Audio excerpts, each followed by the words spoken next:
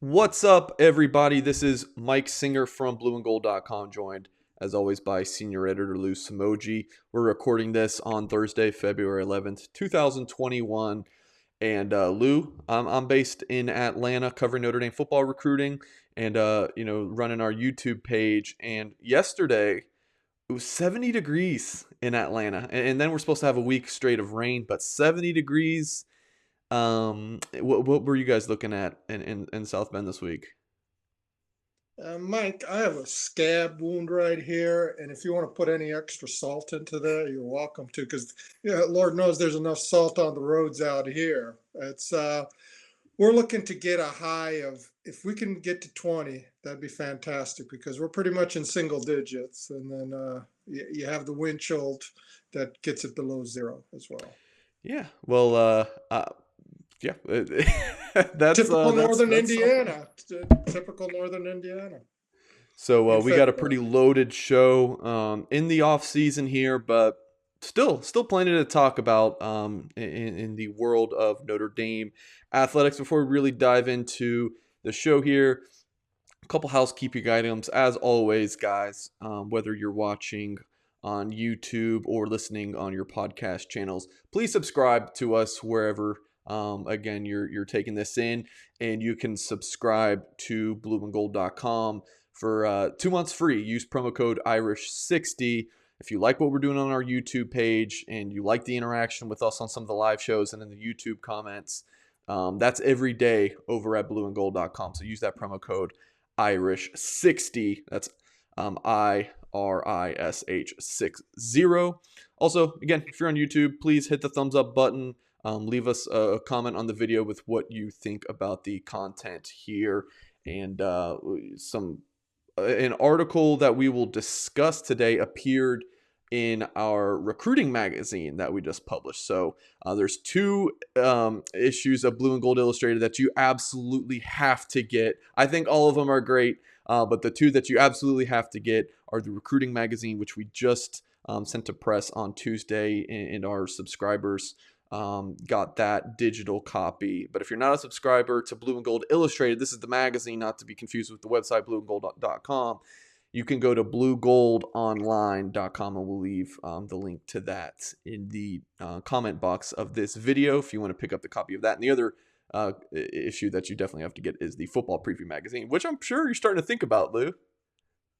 Yeah, it's we usually have to get that done by June here, so we have to start getting the groundwork or at least the blueprint of it together later this month. Yeah, so again, that is an 84-page issue. Bios on all the 27 Notre Dame recruits, Marcus Freeman content, all things Notre Dame football recruiting, and much more in that magazine. So, getting into the thick of this podcast and video here, Lou. News broke this week that Micah Jones, wide receiver for Notre Dame, entered the transfer portal. A tasteful post on Twitter I will read. He says, "I am grateful to announce that I will be earning my degree from Notre Dame in May of 2021. I had a great time in Notre Dame and will cherish the memories I have made. With that being said, I will be putting my name in the transfer portal and will be looking for a new home in the fall." Now, Lou, during Notre Dame's press conference on National Signing Day, the coaches touched on when players transfer from here, typically they have their degree, they have completed their goal. So this is another one where it didn't really work out for him at Notre Dame in terms of him getting on the field, but he's getting his Notre Dame undergrad degree. So I would say it's a success for Micah Jones. Especially achieving it in 3 years because he enrolled in 2018. He will be getting his degree in 2021, and he has at least 2 more years of eligibility to have a chance to showcase abilities that he wasn't really able to here. And you look at that 2018 receiving class, five guys came in there, and Kevin Austin was the crown jewel there. He was ranked 88th by rivals. And among those five, Micah Jones was second. He was in the rivals top 250. I remember seeing him at the camp here. in the stadium. And gosh, his frame just stood out. You were envisioning somebody in that Miles Boykin, Chase Claypool, that big receiver on the boundary side. Just for whatever reason, didn't work out. You also had Braden Lenzy in that class, and he was the speed guy, another 4-star. He's been set back by numerous injuries, concussions first, a hamstring last year. Lawrence Keys, it looked like he was really ready to take over at the slot position this year with the graduation of Chris Fink, and Avery Davis moved ahead of him. And Lawrence got held back some because of some concussion issues too on a punt return against Florida State. And then Joe Wilkins, who originally came in as a cornerback, but during the summer was so impressive in camp as far as just catching the football, they moved him to receiver. But I think that collective group combined for only 20 receptions last year. So that's an overall unit that needs to emerge. They need a couple guys from that receiving core to break out the way Javon McKinley did. I mean, Javon McKinley was a top 60 recruit and had, I think, 13 career catches going into his fifth season, and then had a really strong fifth-year senior year. So it's never too late, but you want to see at least a couple of those guys emerge in 2021. Yeah, let's take a look, Lou, at the receiver um, scholarship chart here. So you have this asterisk shows this for our podcast audience. We'll lay this out as best as we can for you. The asterisk says that this player has redshirted. So Avery Davis is the lone fifth-year receiver. And then, Lou, you mentioned that 2018 receiver class, Kevin Austin, Lawrence Keys, Braden Lenzy, Joe Wilkins Jr. No one in that 2019 class, Lou. Cam Hart over on the defensive side of the ball, and Kendall Abdur-Rahman cross-training between running back and receiver. We have him listed on our scholarship chart. You can find this at blueandgold.com under the football tab. So we have him at running back, easily could be receiver as well, but we just know that he's cross-training between those two positions. And then you just have this log jam of freshmen and sophomore receivers. Of course, Notre Dame brought in 3 in the 2021 class: Lorenzo Styles, Jaden Thomas, and Deion Colsey. And then 3 in the 2020 class: Jay Brunell, Jordan Johnson, Xavier Watts. So, Lou, with Micah Jones leaving the Notre Dame football program, not a big loss in terms of production or expectation, but when you look at the receiver scholarship chart, it kind of feels like the same that we were at this point last year. It's like, you need someone to step up. The addition, Ben Skoranek was already enrolled at this point. I still feel like Notre Dame could use another graduate transfer, a proven guy, because, there's a ton of talent here, but, 6 of your 12 scholarship receivers are freshmen or sophomores, and never taken a notable snap in their college career. And then the other 6, your most proven guy is probably Avery Davis.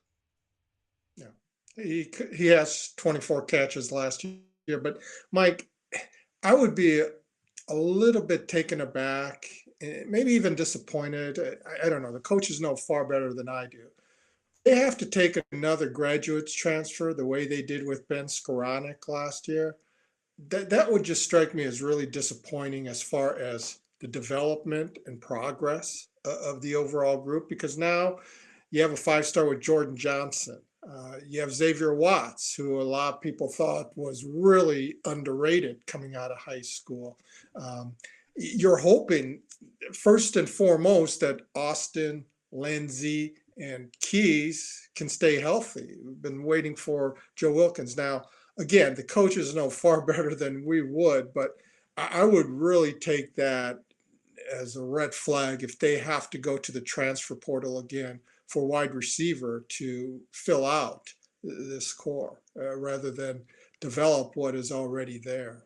Lou, I think it was Lawrence Keys that Brian Kelly said was kind of perfect for that slot role. I believe this would have been a couple years ago. Kevin Austin, we thought, going into the season would be the next, big time boundary receiver to follow your Chase Claypools and Miles Boykins. Braden Lenzy, so much hype with him. Joe Wilkins Jr. started out the season.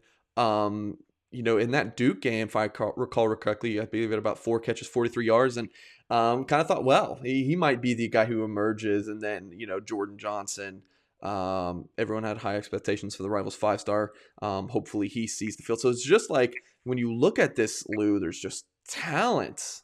Lorenzo Styles coming in, Deion Colsey. I mean, Jay Brunell was a solid receiver coming out of high school. Xavier Watts, you mentioned as that player who everyone thought was underrated. So, I mean, do you agree with me, Lou? There's just so much talent on paper, but it's like, well, someone's has to emerge.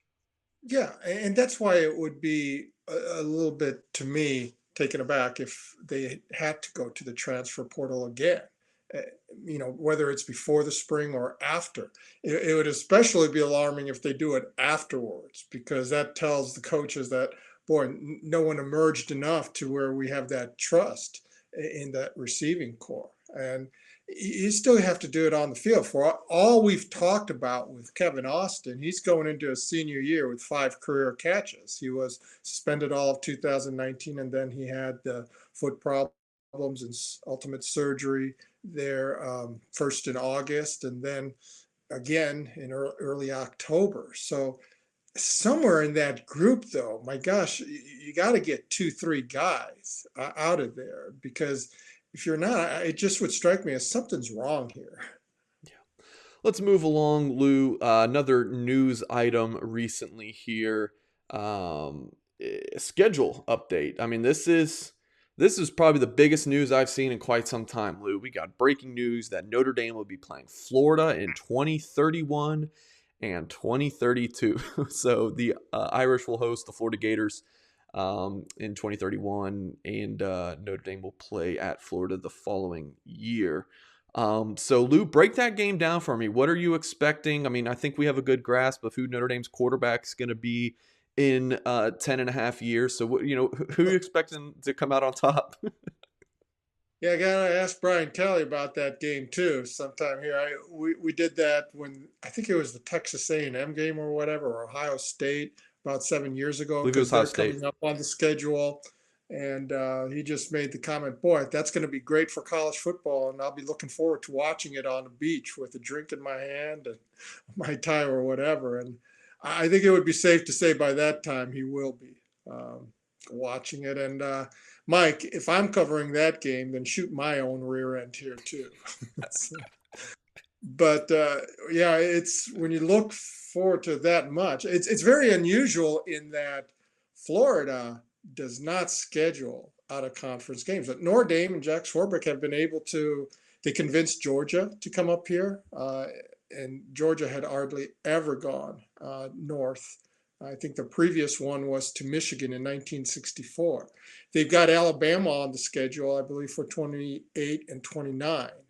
And I think Jack Swarbrick is thinking too, well, I won't be here by then either. So these are appealing matchups, certainly. I'm not sure what they'll do for Notre Dame's chances to get into the playoff. When you look at like 31 alone, Notre Dame opens on Labor Day weekend at Clemson. Now, will Clemson still be Clemson then? Who knows? Will Notre Dame be still Notre Dame then? We don't know that either. So these all look appealing, but you have Miami, Florida State, Florida, all on the schedule at the same year, with a Clemson coming up as well. So a lot of Southern flavor in those schedules. So if you're still residing in that area of the country there, Mike, those will be fun games for you to cover. Yeah, absolutely. So part of it's like, man, this is ridiculous. Why are they even schedule in 10 years in advance? But also, this is just what you do, right? I mean, this is what college football is, that they schedule it and then these games happen. I mean, so kudos to you, Lou, for just breaking down how you could a game that's not happening until 10 years from now, just that you could even add any context. So Mm. kudos. Well, by then, who knows? We may have. I expect that we'll have at least 8 teams in the playoff, and maybe even 16. There might come a point where it's like, you know what, we got to open it up a little bit more. And That might render the regular season a little bit less significant because then if you can get two, sometimes maybe even three losses, you might still be in playoff consideration. So a lot of things can happen between now and 2031 and 32. So, with the Notre Dame Florida news there, figured it was a good time out. Let's look at some future schedules. So, this is all per fbschedules.com, this web page here. So, of course, here you have the 2021 schedule, um, solid slate at Florida State to start the season, Wisconsin in Soldier Field, which will be a fun one. I'm hoping that game in Lambeau gets to happen. Has that been updated, Lou? Still, No, I haven't seen anything on that. I think they'd love to be able to do it, but it's tight with the schedules. yeah. I mean, YouTube audience can see this. I mean, I don't see any openings really until what 2026 maybe. So yeah, but all these things can change, so we'll have to see. But next season, or this upcoming season, I should say, Cincinnati on October 2nd. That's going to be a very intriguing one. It's good to see USC back on the schedule. Good to see Stanford. But let's look ahead to some future seasons. Boy, there's that Ohio State game, September 3rd on the road. That's going to be such a big matchup. And then the rest of the season, you have your typical opponents. The ACC schools, Stanford hosting UNLV. Interesting game there. USC obviously in November. You also host Marshall in California. Moving to the 2023 season, you have Ohio State here, but should mention that some of these ACC schools are to be announced. They haven't locked in the dates yet, but just looking at the 2023 schedule, Ohio State, USC, Clemson, Stanford. Wow, that's going to be a heck of a season. We're not going to go year by year and do all of this just for the sake of time, but some of the notable teams Notre Dame has on its future schedule: Texas A&M, home and home, 2024 and 2025. Notre Dame also will be playing Purdue again, both of those seasons, which will be nice. Arkansas, Notre Dame wasn't able to play this past season. They will be on the schedule in 2025. 2026, still playing Purdue. Nothing too notable there. You get Michigan State back on the schedule, which will be nice. Scrolling along, 2027, you go at Clemson. 2028 and 2029, Lou. I'm sorry if this is not good radio, but Alabama, home and home. I mean, you mentioned Florida doesn't do, and Georgia don't, go up north. Alabama is known for playing their big non-conference games on a neutral field. So here's Alabama, um, you know, home and home. So what do you think there, Lou? If Nick Saban is still there, then shoot me again. And I think Nick knows probably by then he won't be there, so it doesn't matter. So maybe Alabama's not going to be what they have been there Yeah, either, it's right? just funny how this works, and a few years ago when, Lamar Jackson was playing at Louisville and wow, Louisville's the next great team and Louisville's not that good anymore. And so who knows, maybe, Miami and Florida State are finally back on top of the ACC. So just who knows? And then 2031 now is where we're at, and at Clemson on November 1st. But again, who the heck knows what that looks like? So, Lou, and all of your decades covering Notre Dame football, do these. I mean, I'm just trying to find content here for future schedules to ask you one more question before I move on. But does this kind of consistent with what you see in these future scheduling?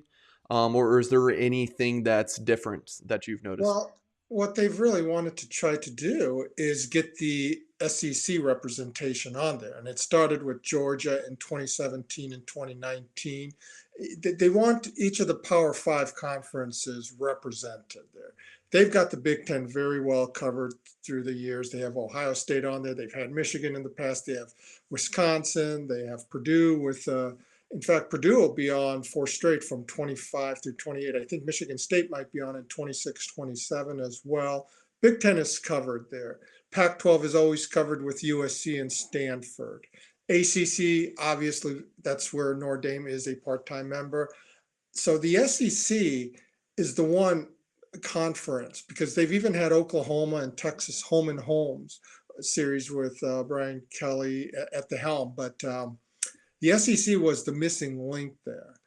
And it's one thing to get Vanderbilt or some others or Arkansas on there, and they do have Arkansas. But when you're swinging for the fences with Alabama, Florida, you did Georgia in 2017 and 2019. You got Texas A&M, which has been recruiting very, very well, a high level under Jimbo Fisher, who's been a national championship coach. That recruiting, just being in that top 10, 15 isn't enough. That's what Brian Kelly means by getting to the top 5 level. And I think you have to be into the top 5 level, not just ultimately with what you sign, but what you bring in as well, and then continue to develop as they have. So as we're looking at these future schedules, who's going to be the quarterback in the future to lead Notre Dame? To segue into our next topic here, it mentioned that we're going to touch on an article that was in our Blue and Gold recruiting magazine. Well, this article also ran on the front page of blueandgold.com. Will Tyler Buchner make 2021 impact at Notre Dame? Again, you can find this article at blueandgold.com, and it's also in our recruiting magazine. So Todd Burlage, our columnist, said, yeah, Notre Dame needs him to. And your answer there, Lou, was history was not on the side. So again, if you want to check out that article, please read it over at blueandgold.com or in the magazine. So Lou, why don't you expand a little bit? Tyler Buchner's got all the talent in the world, but Notre Dame brought Jack Cohn in for a reason. So what's kind of your feeling, and why did you give your answer that history's not on the side? Well, if you just look at the history under Brian Kelly, ever since Tommy Rees's freshman year in 2010, that was the year Dane Christ got injured in the 10th game, and Tommy took over as a freshman over the last 4 games and did a heck of a job. Notre Dame ended up winning all 4. But since then, every freshman quarterback to enroll at Notre Dame has redshirted. All but one. Brandon Wimbush didn't in 2015, but that was because Everett Golson used his graduate transfer year at the end of spring to go to Florida State. And then in the second game, the starter, Malik Zaire, got injured, a season-ending ankle injury. So Deshaun Kaiser had to take over in that role. And the guy who was supposed to be number 4, Brandon Wimbush, as a freshman, they had to elevate him to the number 2 spot. And he wasn't needed that year, fortunately. And then the next year, when both Zaire and Kaiser were back, that's when they redshirted Wimbush. So that's kind of been the plan all along. Now, you compound that with the fact that Tyler did not even have a senior season in high school because of the COVID. In fact, he really didn't even have a sophomore year either because of an early season-ending injury to his knee. He had an incredible junior season at the Bishop's High School. He does have the advantage of 15 spring practices. So I think that will help with the assimilation, and depending on how fast he can pick up things, I think he can certainly vie for the number 2 position. But look, we used to think of Tommy Rees as the placeholder between 5-star quarterback Dane Christ and Everett Golson. And Tommy ended up starting 31 times. We used to think of Ian Book as the placeholder between Brandon Wimbush, who was number 60 ranked recruit, and Phil Dracovic, who was number 87, and the next big thing with the size and everything else, the central casting from Pennsylvania. Well, lo and behold, Ian Book becomes a 35 game starter and post 30 wins. So let's not count out Drew Pine. Let's see where Brendan Clark comes along as well, if he is able to participate in the spring. He's had that quote unquote cranky knee that I think needed to be repaired. So I don't know what his availability is going to be in the spring, but we can't count them out at this point either. And look, uh, Jack Cohn was brought in for a reason. It's not, and it wasn't just to mentor the younger quarterbacks. He's, I think, sort of seen as the bridge between the 3-year starter Ian Book from 2018 to 20, and then whoever takes over in 2022. Now, can somebody like Tyler Buchner, if he impresses, be integrated into the lineup during the course of the year? Possibly, but we haven't really seen that in the Kelly era. I think the closest may have been Ian Book in 2018, when he would sometimes in the first 3 games come in for Brandon Wimbush in goal line situations. But even then, Ian Book had started a game the year prior, and he came off the bench to rally Notre Dame to a win over LSU in the Citrus Bowl. So he wasn't coming in cold either. So if I had to bet on it, I would say no with Tyler Buchner having that impact in 2021. But you got to look at something as far as when you look at that 22 schedule with both Clemson and Ohio State, a road game at North Carolina, I believe, USC on the road. That's going to be a pretty tall order there. Yeah, absolutely, Lou. So my feelings there, the point counterpoint you guys had was, will he make an impact? No, I don't think he'll make an impact, barring an injury, and if Buckner is the number 2 guy. But I think the plan might be, though, let's get him into 4 games so he can still redshirt, but we can also have him play and get some valuable experience. But at the same time, when Notre Dame's blowing out USF and, some of these teams, who do you not see? The backup quarterback until very late in the game, and he's just handing it off to the 3rd or 4th string running back. So it'll be interesting if the Notre Dame staff this season, because from everything I've heard, they love Tyler Buchner.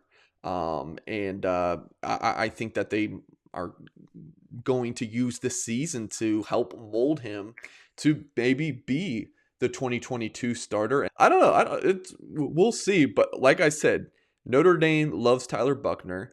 And I think we'll just have to see, what that looks like if he's starting at his first game as a starter, Ohio State, but so much can happen between now and then. So we'll move on to another topic here, Lou, before we get out of here. Notre Dame is looking at Clemson graduate transfer linebacker Mike Jones, but he chose to transfer to LSU instead of Notre Dame.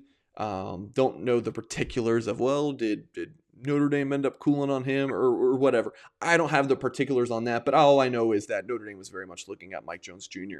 Graduate transfer, a linebacker graduate transfer. So same kind of question with Micah Jones is like, all right, he's entering the portal. Well, what does the receiver position look like? Well, since Notre Dame's not getting Mike Jones, they were at least open to taking a graduate transfer linebacker. What does this unit look like? So have up on the screen for our YouTube audience scholarship chart again at the linebacker and rover positions. You have 11 on paper. Your seniors and 5th-year guys, Bo Bauer, Shane Simon, Drew White, and we moved Isaiah Pryor from the safety to the rover spot. Paul Mwala is there as well. And then looking at the rest of the guys, J.D. Bertrand, Osita Okwanu, Maris Lufau, Jack Kaiser, Kahanu Kia, and Prince Colley, those latter 2-year freshmen. So thoughts on the linebacker position, Lou? Well, the difference there from Micah Jones is Micah never played really. He had, I think, like a few mop-up snaps against New Mexico in 2019. Whereas the linebacker position, guys like Arist and Shane Simon, Jack Kaiser have all made either starts or game appearances, and they've all had their moments. Jack Kaiser received the game ball against South Florida. Marist was fantastic in the North Carolina game, as far as especially with his blitzes. Shane Simon in the regular season victory over Clemson here on November 7th. He had an impact there. So, but there was just a lack of consistency. I think no one had more than 21 tackles at that buck position, which is now under Marcus Freeman is going to be known as the will position at the weak side. So it's not a case of not having options. Now, if they could have taken Mike Jones, they went after him for a reason. It's that he probably would have been the best linebacker the second he stepped on campus. But you've got, I think Drew White's going to be one of the captains this year at the middle linebacker position. He embodies everything that Notre Dame wants in a student athlete. He's had a good 2 years there. And Bo Bauer really became a very good complement to him as a third down figure at the middle linebacker position. Had 26 tackles, I think 4 of them for lost yardage. Was effective against the pass many times in those third down situations. Now it's just, I don't think you replace Jeremiah Owusu Koromo at Rover. Just okay, put next man in. Well, that's a nice little cliche, but you don't find many Jeremiahs out there. I think Isaiah Pryor can do a good job there. Paul Moala, he was being groomed as the successor there, and a couple of springs ago was actually giving Jeremiah some pretty good competition. But then in the Florida State game early October, he had the Achilles injury. So we'll see how he's able to recover this spring if he is able to really take any reps at all. So there's a number of people to choose from there. I mean, we never hear of Osita Ekwonu. And I think he was a top 50 recruit in some outlets as well. So they didn't take any linebackers last year because there was a comfort level with what they have for a number of years coming back.